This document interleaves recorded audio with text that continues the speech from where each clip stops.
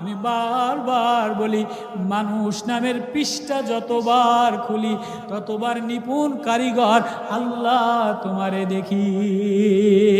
কি এক নিপুণ কারুকার, ছোট্ট মুখের মধ্যে ছোট্ট নাক, ছোট্ট দুটি চোখ, ছোট্ট পাপড়ি দিয়া, ছোট্ট জিহ্বা দিয়া, ছোট্ট কণ্ঠনালী দিয়া কত সুন্দর কইরা এক নিপুণ কারুকার কইরা বানাইলা।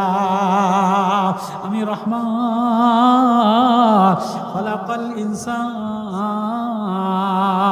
আমি মায়ের পেটের মধ্যে তোরে আমি নিজ হাত দ্বারা বানাইলাম।